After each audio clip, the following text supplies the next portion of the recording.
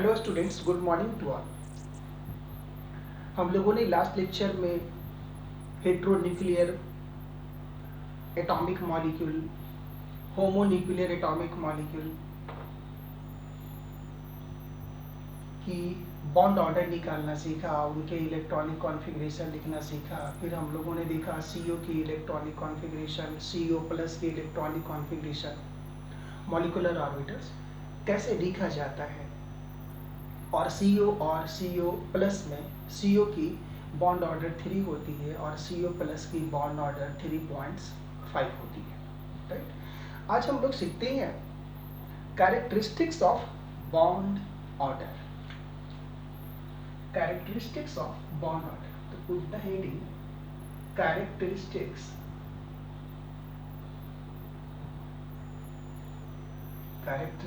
Of bond order.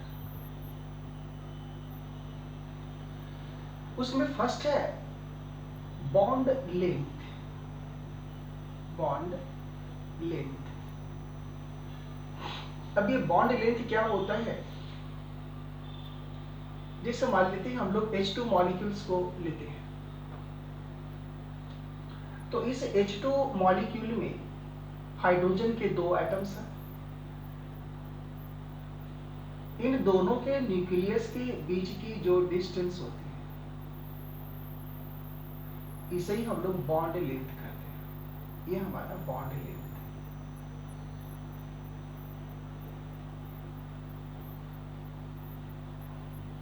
और ये bond length bond order change होने से चेंज हो जाता है।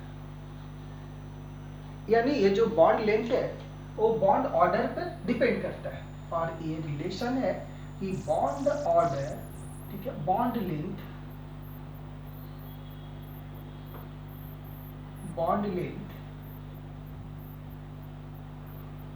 इज डायरेक्टली प्रोपोर्शनल टू, ये directly proportional to 1 by bond order.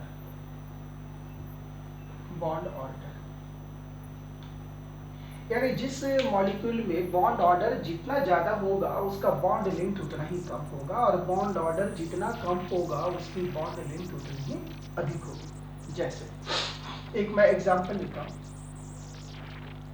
आपको कहा जाए कि CO और CO प्लस में किसकी में बॉन्ड लेंथ ज्यादा है और बॉन्ड लेंथ कम है, तो सबसे पहले बॉन्ड ऑर्डर निकालिए। तो हम लोगों ने CO का बॉन्ड ऑर्डर निकाला था। बॉन्ड ऑर्डर CO में कितने थे? 3, और इसमें कितने थे? 3.5। तो बॉन्ड ऑर्डर इसमें बढ़ गए, इसमें कम है, यानी CO प्लस का बॉन्ड लेंथ कम है CO से। यानी ऐसा कर सकते हैं कि बॉन्ड लेंथ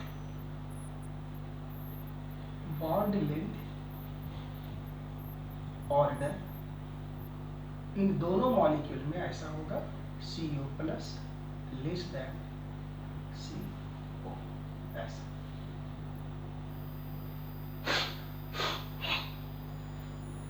तो बॉन्ड ऑर्डर चेंज होने से बॉन्ड लेंथ भी चेंज हो जाता है। नेक्स्ट मॉलिक्यूल का एग्जांपल, कोई मॉलिक्यूल मैं लेता हूं, जैसे आपके पास है N2, O2 और H2। आपको कहा जाता है arrange the following according to increasing और decreasing order of their bond length. तो बॉन्ड ऑर्डर फाइंड कीजिए, इसकी बॉन्ड ऑर्डर 3, इसकी बॉन्ड ऑर्डर 2, इसकी बॉन्ड ऑर्डर 1, और बॉन्ड लेंथ बॉन्ड ऑर्डर के इनवर्सली प्रोपोर्शनल होता है। तो आप देख लीजिए बॉन्ड ऑर्डर किसकी ज्यादा है? इसकी।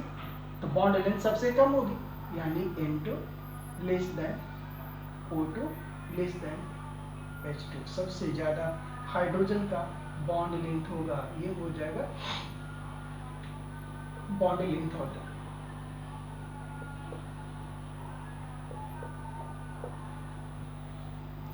नेक्स्ट प्रॉपर्टीज है बॉन्ड स्ट्रेंथ।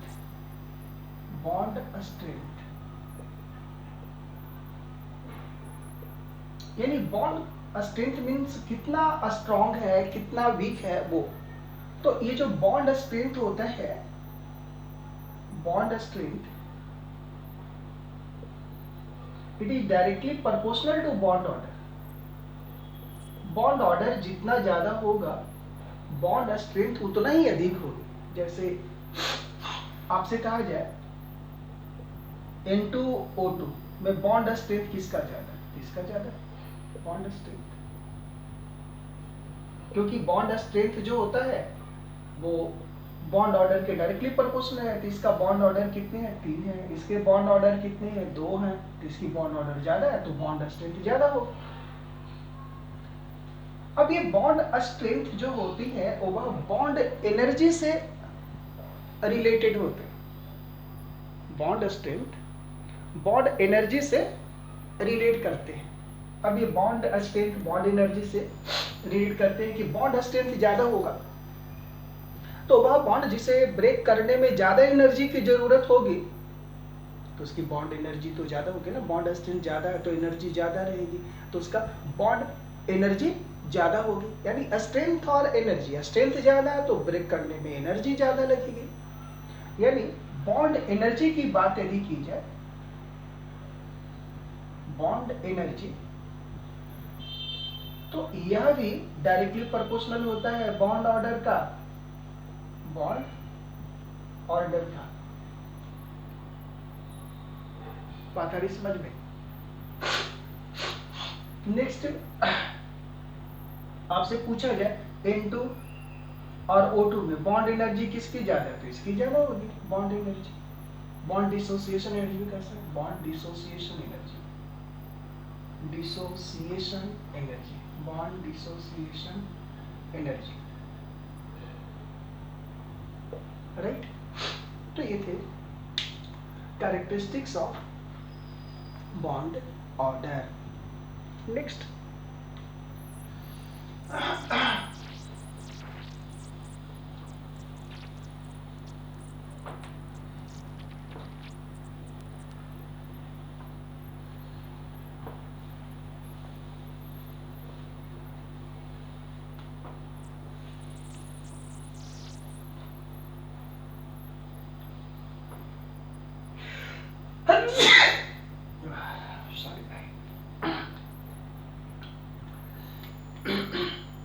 नेक्स्ट देखिए, ये जो बॉन्ड ऑर्डर होती है कोई भी मॉलिक्यूल एग्जिस्ट करता है या नहीं करता है उसको भी ये डिसाइड करता है। तो फर्स्ट देखते हैं एग्जिस्टेंस ऑफ मॉलिक्यूल। यानी if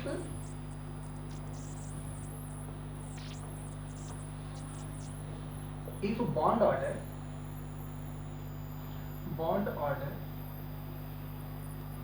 is equal to 0, is equal to 0 for any molecule, then it doesn't exist,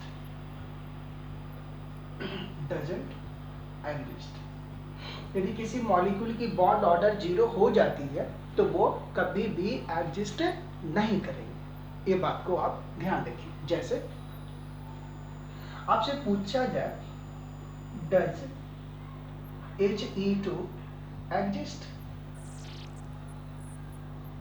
आपसे पूछा जा रहा है He2 Be2 क्या ये एग्जिस्ट करेगा? आप देखिए इसके देखते हैं तो He2 इसकी बॉन्ड ऑर्डर निकालते हैं तो पहले He की इलेक्ट्रॉनिक कॉन्फ़िगरेशन आप लिखिए 1s2 2s2, ठीक है। तो ये तो 1s2 ही होगा ना, 2 ही है ना इलेक्ट्रॉन। चलिए हटाइए इसको। दूसरे हीलियम है तो दूसरे का भी 1s होगा। अब ये दोनों आपस में कंबाइन कर लिए तो मॉलिक्यूलर ऑर्बिटल बनाएंगे क्या? Sigma 1s for bonding, sigma 1s for anti bonding. Total electron कितने? 4, तो 2 2 4। अब इसके बॉन्ड ऑर्डर आप निकाल लीजिए तो यहाँ NB minus NA divided by 2। NB कितने हैं? 2। NA कितने हैं? 2 डिवाइडेड बाई 2, तो 2 माइनस 2 0 बाई 2 इक्वल टू 0। यानी He2 मॉलिक्यूल्स की बॉन्ड ऑर्डर क्या आ गए? 0। It means He2 molecule doesn't exist. और ऐसे भी आपको पता है कि हीलियम इनर्ट गैस है। और जब वो इनर्ट गैस है तो किसी से रिएक्शन तो करेगा नहीं, तो फिर H2 कैसे बना लिया? या आप लोग पूछ सकते थे ना ये क्वेश्चंस। तो उसकी एक्सप्लेनेशन ये है कि इसकी बॉन्ड ऑर्डर 0 होती है, तो ये बना ही नहीं सकता। एक तो इनर्ट गैस कभी रिएक्शंस करता नहीं किसी दूसरे के साथ, तो मॉलिक्यूल का फॉर्मेशन फिर कैसे हो सकता? नहीं हो सकता। ठीक है, और इसके बॉन्ड ऑर्डर पर के अकॉर्डिंग भी इसे आप एक्सप्लेन कर सकते हैं इस बात को। नेक्स्ट दूसरी मॉलिक्यूल देखते हैं, Be2। ये एडजस्ट करता है नहीं करता, इसको हम लोग चेक करते हैं।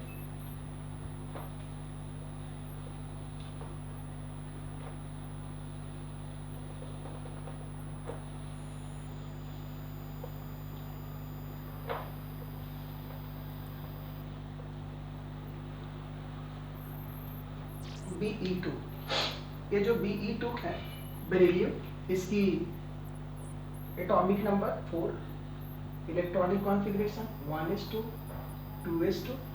दूसरे बेरिलियम का भी इसी तरह होगा 1s2 2s2।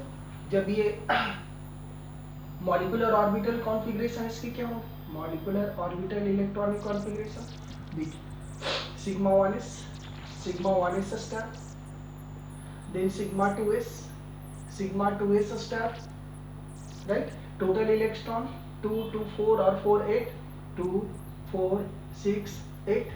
बॉन्ड ऑर्डर निकालिए। बॉन्ड ऑर्डर कितने हो गए इसके? NB minus NA divided by 2, NB 2 4, NA 2 2 4 divided by 2, 0 by 2 equal to 0। यानी Be2 मॉलिक्यूल के लिए भी बॉन्ड ऑर्डर 0 होगा, यानी यह भी एग्जिस्ट नहीं करेगा, Be2 मॉलिक्यूल भी नहीं बनते हैं। नेक्स्ट जो बॉन्ड ऑर्डर होती है, bond order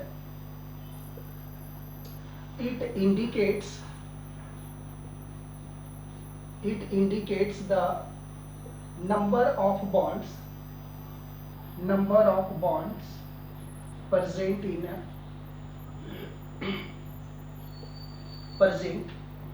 in between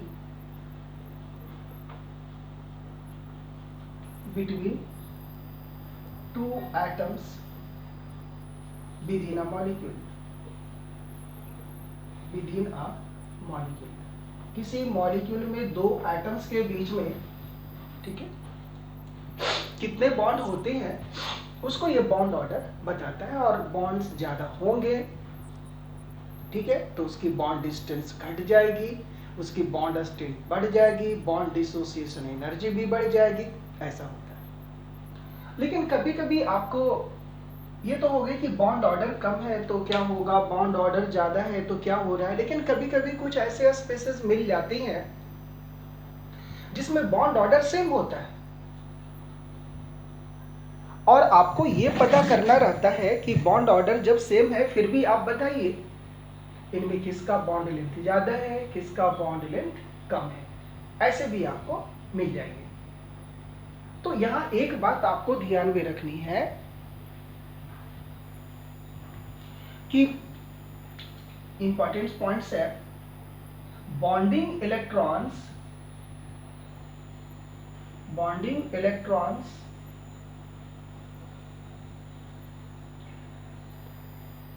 make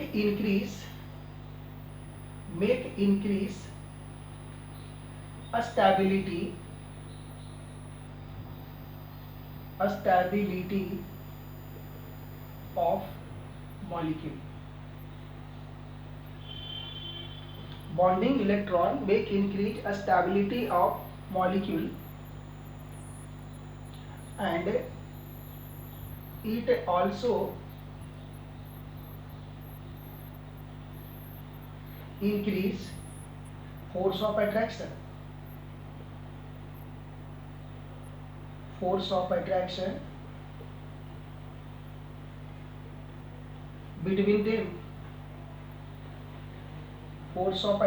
between them, and hence a stability of molecule. इसका मीनिंग हो गया कि यदि बॉन्डिंग मॉलिक्यूलर ऑर्बिटल्स में इलेक्ट्रॉन्स यदि ज़्यादा हैं तो उनकी स्टेबिलिटी ज़्यादा होगी। इसके जस्ट अपोजिट यदि देखा जाए तो anti bonding electrons, anti bonding molecular orbitals में जितने ही ज़्यादा इलेक्ट्रॉन्स होंगे वो स्टेबिलिटी को घटाएंगे।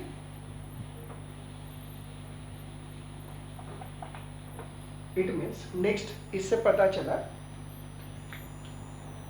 नेक्स्ट है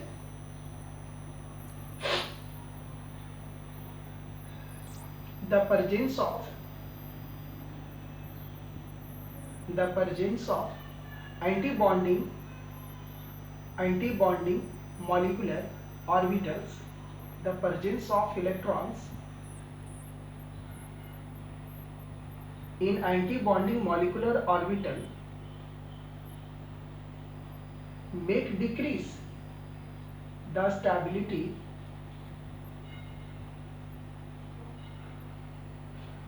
of the molecule, और वह मॉलिक्यूल की स्टेबिलिटी को डिक्रीज कर देता है। तो जब बॉन्ड ऑर्डर सेम हो,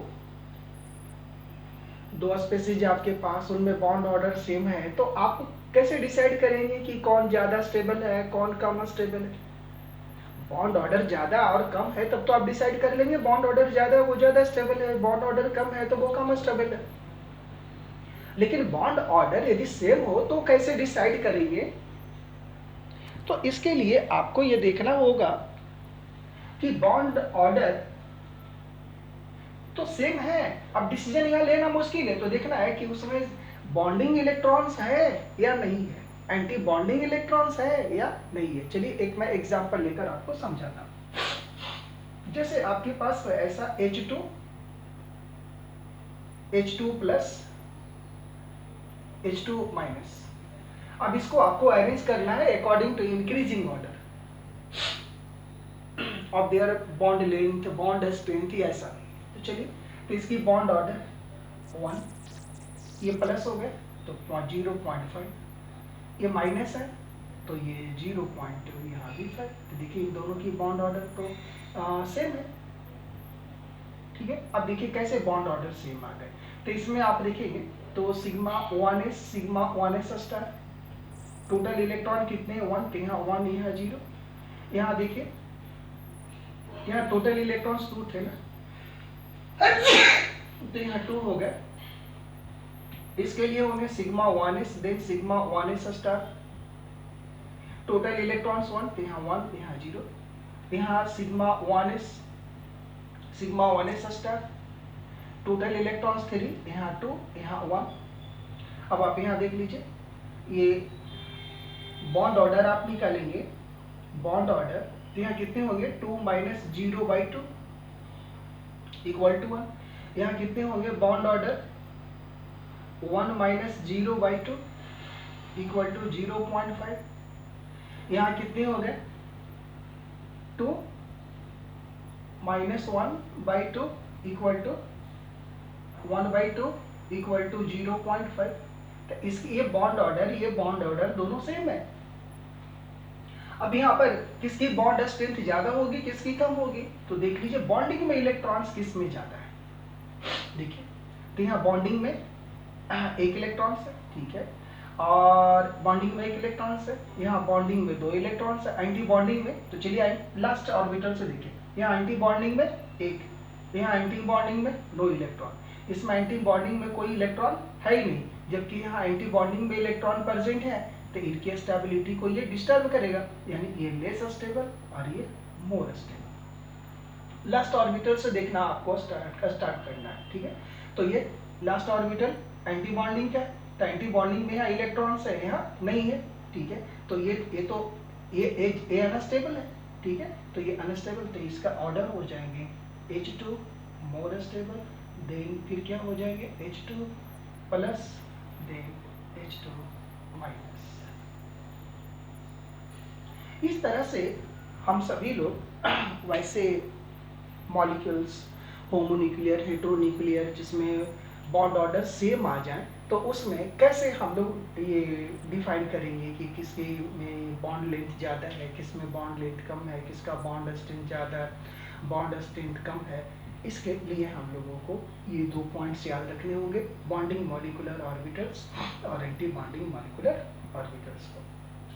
तो आई होप आप बॉन्ड ऑर्डर ये सभी इसी के रिगार्डिंग जितने भी ये हमने टॉपिक बताए आप समझ गए होंगे। सो टुडेज इतना ही, अब हम लोग अगले क्लास में मिलते हैं। Okay, very very thanks to all.